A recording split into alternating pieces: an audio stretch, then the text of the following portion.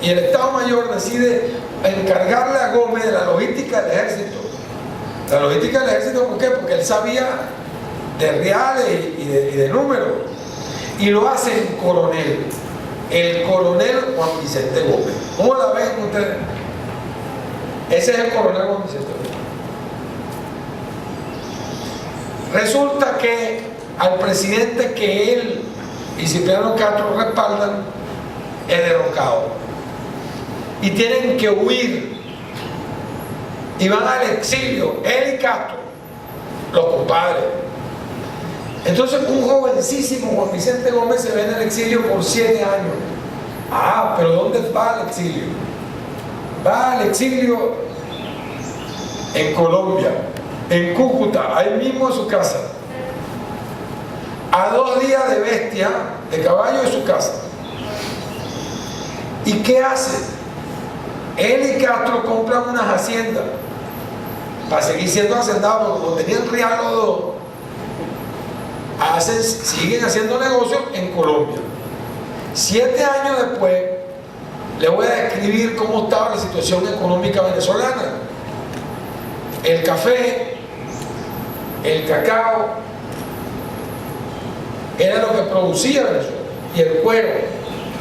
Entran en una recesión mundial y el precio se viene al piso, y en Venezuela no había dinero.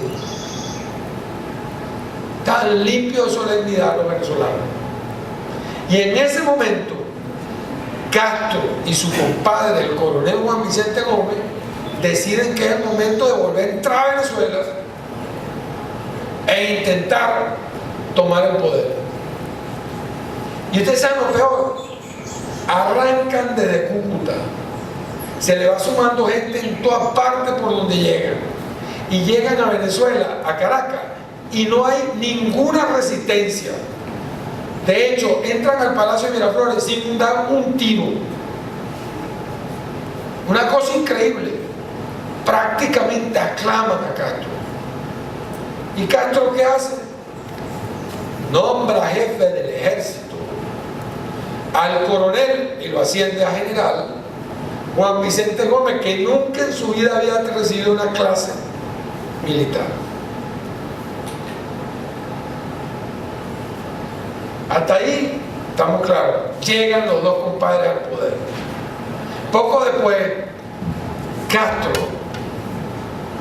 comienza a revelar unos síntomas interesantes. Castro era un... dígame. Una pregunta, cuando ellos llegan, cuando deciden entrar a Venezuela, en 1890. ¿A quién de los Ignacio Andrade, es correcto. Ahora me decirle, prácticamente le dieron la llave de Miraflores. Mire, aquí está para que entre, que lo están esperando. O sea, nadie le hizo resistencia. Ahora pongan atención a esto. Cipriano Castro, si alguien está interesado en profundizar en esto que voy a decir ahora, le recomiendo un libro que se llama Aquellos enfermos que nos gobernaron. Vean bien, Cipriano Castro, como todos esos militares que eran guerreros, acostumbraban a que cuando ganaban una batalla, acababan con todas las mujeres del pueblo. ¿Me siguen, no? Sí. Dicho de la peor manera. Luego, al igual que los marinos, los piratas fueron los primeros que transmitieron enfermedades venéreas en el mundo, después de los romanos, que los romanos que iban conquistando villas y hacían lo mismo, acababan con todas las mujeres y transmitían enfermedades venéreas. Cipriano Castro comienza a revelar síntomas inequívocos de una sífilis avanzada. La sífilis tiene acuérdense que es la época en la cual no existe la cura contra la sífilis. ¿Estamos claros? No existen los antibióticos. Y la sífilis avanzada tenía el grave problema que le come primero que nada el cerebelo a la gente. Al comerle el cerebelo, la gente comienza a no tener límites. No conoce fronteras. Sifilíticos famosos: Adolf Hitler, sifilítico terminal. Mussolini, vean bien, increíble, luego no tenía límite. ¿A qué viene esto? A que Cipriano Castro comienza a revelar unas conductas como presidente de la República absolutamente reveladoras de que algo estaba mal. Lo primero es que veía conspiraciones en todos lados. Entonces, ¿ustedes saben lo que hacía Castro? Decía, me voy de la presidencia, me voy, y si quieren que regrese, vayan a buscarme, y se iba.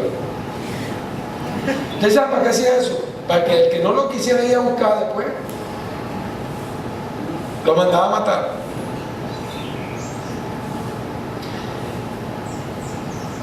Transcurridos unos años, los primeros años del gobierno, nombra a Gómez vicepresidente de la República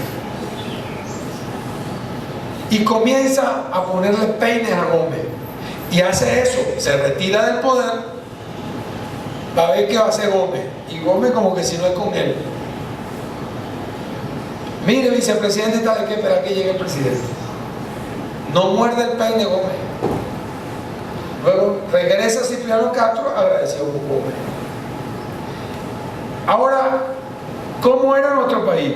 Fíjense bien. En el oriente había unos caudillos que mandaban en el oriente. El ejército nacional era reducido. Los caudillos tenían su propio ejército. En el occidente había otros caudillos. Y en los llanos, otros caudillos. ¿Estamos claros? ¿Qué le sucede a Castro? Varios caudillos se le levantan en armas.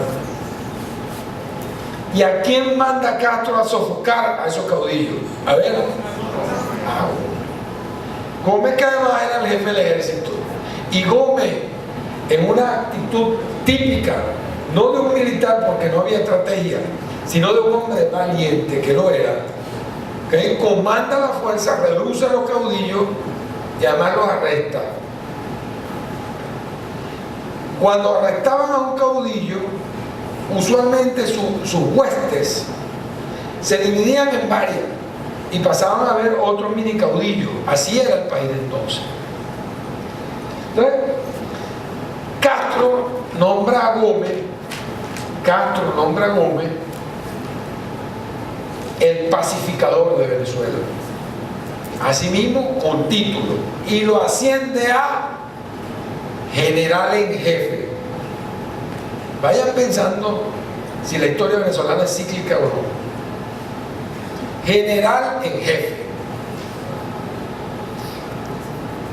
Castro hace de todo su mandato una maraña inextricable, donde todo terminaba en él y todo partía en él. Perfecto, le duró unos cuantos años de gobierno, casi una década, hasta que enferma de la próstata. Ya no solamente de la sífilis, sino de la próstata. Le voy a contar rápidamente cómo eran las operaciones de próstata de la época. ¿Okay? Traían a un médico de fuera, porque aquí en Venezuela no había experticia en eso. El médico de fuera mandaba a preparar el pabellón. El pabellón era el comedor de la casa del tipo. Agarraban la mesa, la limpiaban, ¿verdad? El tipo, arrín pelado, sin mascarilla ni nada, con las manos peladas, le ponían un éter al paciente, lo amarraban a la pata de la mesa, ábrame la pierna, maestro, le echaban el éter, en lo que el tipo medianamente lo abrían y ahí lo operaban la próstata. Lo cosían con unas agujas de este tamaño de coser,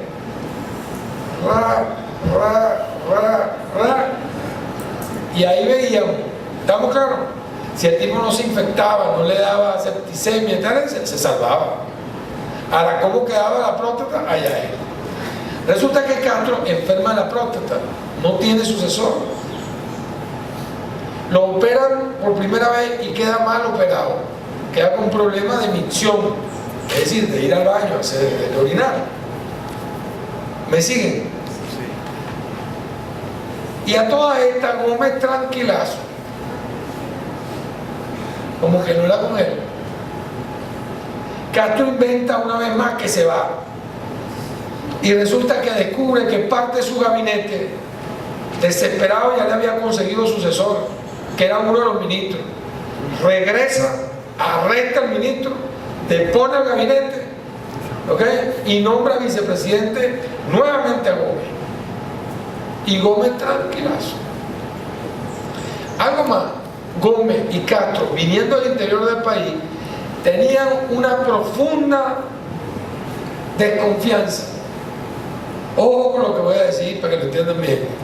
Una profunda desconfianza con el grupo más alamecate del país, que es la aristocracia caraqueña, los aduladores de oficio, que llamaba Herrera Luque, los alamecates modernos. Eso es lo que yo pensaba. Hasta ahí vamos bien, ¿verdad? Castro sigue mal, tiene que operarse, pero esta vez el único hombre que lo puede operar es un cirujano alemán que está en Berlín. Berlín era la capital del Imperio Austrohúngaro, el más avanzado del mundo de la época. ¿Okay? El Imperio Alemán y Austrohúngaro juntos, lo más avanzado que había. Juan Vicente Gómez acompaña por cierto, en el año 1908, 1907-1908, a Cipriano Castro le da una locura dentro de su carácter, de su problema sifilítico, y es cuando sobreviene el bloqueo y buques de guerra americanos, franceses y holandeses se estacionan frente a Venezuela y bloquean el ingreso y la salida de Venezuela hasta que el tipo pague.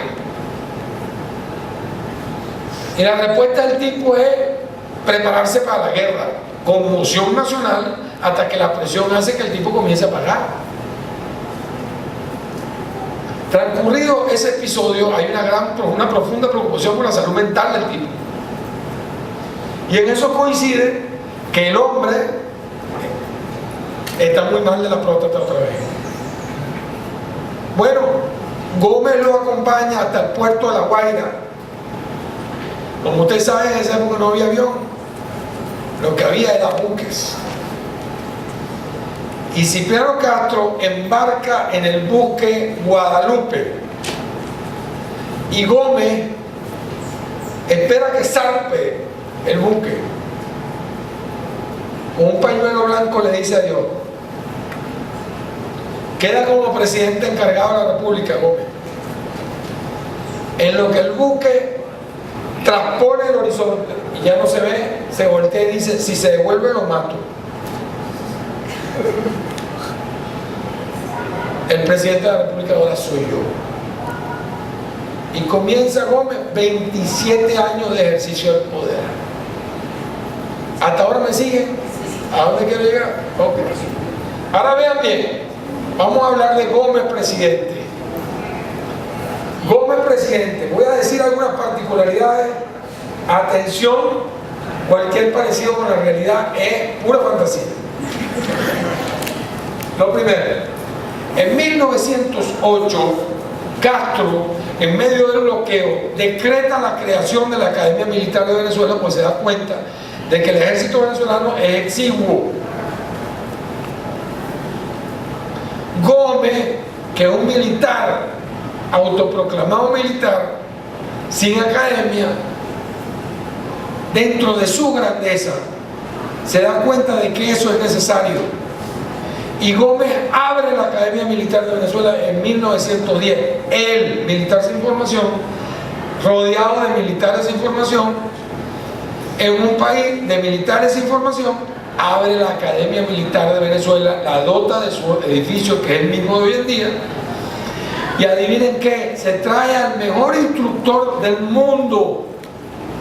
Pero había dos tipos de academia militar: la prusiana, que era la formal, la más estricta, ¿okay? Y la occidental, que era más relajada. Él se trae a un instructor prusiano que viene de Chile, llamado el mariscal Samuel McGill, y por eso en Venezuela, hasta no hace mucho, existía algo que no existía en los demás ejércitos, que era el paso de ganso. ¿Te han visto? Bueno, en algunos de los desfiles, al principio de este gobierno todavía lo mantenían, que el militar entraba, te dijeron, ¿no? Como viene los desfiles militares, allá de punta, bajo el azul eterno de la patria, el ejército revolucionario, no sé qué cosa, el batallón bravo de Apure, en nombre de los bravos de las quesadas del medio, y tal. Pero los tipos vienen con su sable aquí, ¿no? Lo ponen aquí, y a partir de ahí se empujan las piernas hasta aquí, haga memoria, la pierna hasta aquí, ¡pam!, cae, la otra pierna hasta aquí arriba, ¡pam!, y así se pegan 500 metros. Yo me imagino que esos tipos después, alguien le haría masaje en la pierna, porque eso es típico prusiano. Los cascos con pluma de Carabobo, te van al campo de Carabobo y usted ve unos tipos oficiales con pluma y tal, en el panteón también. Eso es prusiano, eso no existe en ningún otro lado. Eso es típico prusiano. Gómez arranca con la cañoneta. Ahora, Juan Vicente Gómez, presidente, es un tipo de por sí desconfiado como los tanchirenses, pero un hombre extrañamente claro en sus limitaciones. Él sabe que no sabe mucho, y como tal decide hacer un gobierno distinto. Vean bien lo que este tipo hizo. Un analfabeto funcional. Atención, ojo. Pongan atención porque es increíble. Estamos hablando de un hombre que estaba con una mujer hasta cierta hora de la noche, la despedía, anotaba en un libro, lo metía debajo de su colchón, se acostaba a dormir el resto de la noche, y en la habitación entraba un hombre designado por él coronel, se llamaba el Indio Tarazona. Lo acompañó toda la vida. El tipo dormía debajo de su cama para garantizar que nadie pudiera atentar en su contra. Probaba su comida antes de que él la probara. Gómez usaba guantes para evitar que los gérmenes se lo transmitieran por vía de mano, porque le habían dicho que Castro había desarrollado una epidemia que podía hacer que lo matara. Castro desde afuera, Castro desterrado. Y Gómez comenzó a usar guantes, y Tarazona era el que le daba la mano a la gente. Cuando alguien le ofrecía la mano a Gómez, el que daba la mano era Tarazona. Vean bien, estamos hablando con Vicente Gómez. Ahora Gómez, extrañamente, es un tipo que se da cuenta de sus limitaciones. Y ustedes saben lo que comienza a hacer: un gobierno para la posteridad. Ese tipo, ese analfabeto funcional, miren lo que hizo. Primero, los seres más ilustres de Venezuela los puso a gobernar. A él le fastidiaba estar en Caracas, porque decía que los caraqueños eran muy jalamecate. Y a él le gustaba estar en Maracay, porque en Maracay estaba ¿qué? Primero, en Maracay estaban las mejores tierras de Venezuela, los valles de Aragua. Y él progresivamente fue comprando las principales tierras de Venezuela y fue el primer hacendado de Venezuela. Por un momento se decía inclusive que la capital de Venezuela era casi Maracay, porque de ahí era. Claro, pero fíjate qué cosa tan curiosa. Él le gustaba Maracay porque ahí estaban las haciendas más importantes, las mejores tierras, ya lo sabía. ¿Y qué muda para Maracay?